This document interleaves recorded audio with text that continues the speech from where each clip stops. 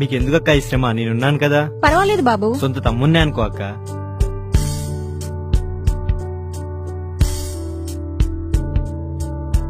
బాబు నీళ్లు నువ్వు తెస్తున్నావేంటి? పర్వాలేదండి.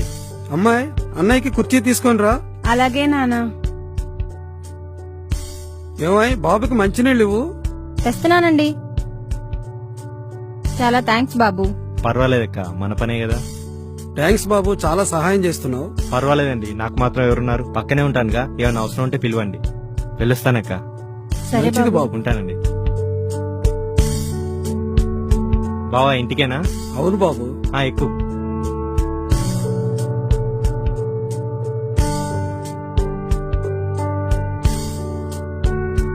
మా నాన్న ఇంట్లో లేడు. కొన్ని నీళ్ళు తీసుకునిరా. అలాగే.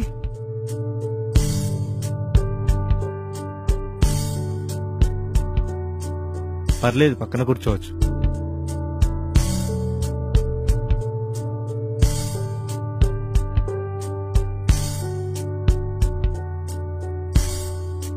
వస్తాను. అయ్యో పిచ్చిదన్న, కూర్చొని నీతో అర్జెంట్ గా మాట్లాడాలి. మనం పార్టీ పెళ్లి చేసుకుందాం. అమ్మో నాకు భయం. నువ్వు లేకుండా నేను ఉండలేను బంగారు.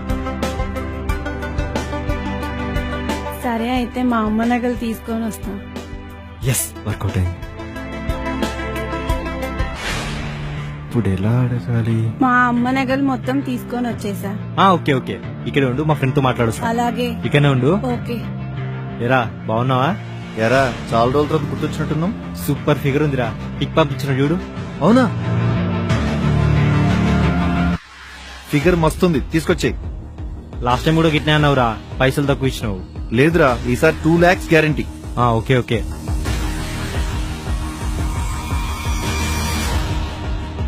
పిక్ పంపించిన చూడు.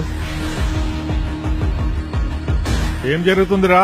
సార్, ఒక్కో ఊర్లో ఒక్కో పేరు ఉద్యోగం అని చెప్పి అమాయకమైన ఆడపిల్లలను నమ్మించి వాడుకొని ముంబై బ్రోతల్ హౌస్ లో అమ్మేస్తుంటాం సార్. చిన్న వయస్సులోనే స్నేహాన్ని ప్రేమ అని మోసపోకండి.